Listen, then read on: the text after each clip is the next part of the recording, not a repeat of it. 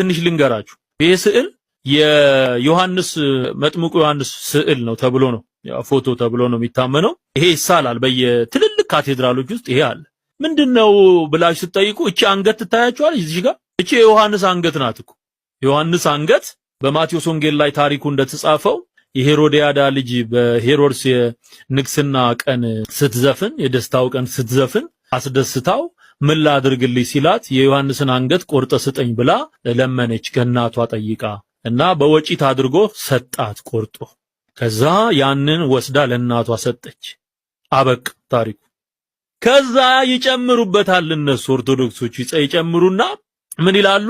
በወስፌ እቺ ሄሮዲያዳ የምትባለው በወስፌ አትኮ በጣም እኮ ክፋት እኮ ነው። እግዚአብሔር ምስክሬ ነው። መጽሐፍቶቻቸው ላይ የተጻፈ ነገር ነው የምነግር።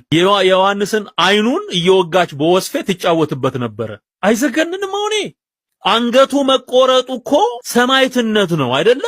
በቂ ነው። በቃ መከራ ማጽናት በነ ጊዮርጊስ የጀመሩትን ያንን ሐሰት 7 ጊዜ ሞቶ ተነሳ ይላል። በደብረ ይድራስ ተራራ ላይ ፈይተው በተኑት ይላል። ጊዮርጊስ እኮ ራሱ ሰውየው ቢመጣና የመስቀል ጦርነት የሚባለው ላይ ተሳትፏል የሚባል አንድ ወታደር እንደነበር ነው የሚነገረው። እንደ እውነት ሆኖ ጊዮርጊስ ቢመጣ እኮ የኢትዮጵያ ኦርቶዶክስን ይከሳል።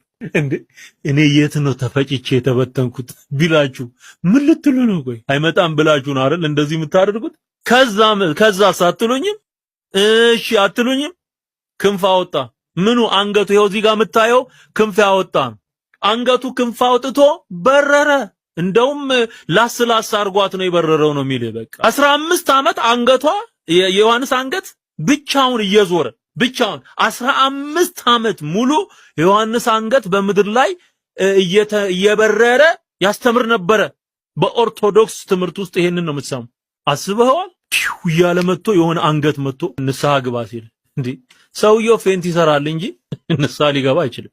አሁን ኦርቶዶክስ ግንብ ላይ ምናምን ውስጥ እንደዚህ አይነት አንገት ከአንገት በላይ ክንፍ ያላቸው ምናምን ታያላችሁ። እነሱ እኮ ሄሮድስ የገደላቸው ሰማዕታት በሙሉ የበረሩ ማለት። እግዚአብሔር ምሕረት ያርግላችሁ በእውነት። እዚህ ስዕል ትንሽ ልንገራችሁ።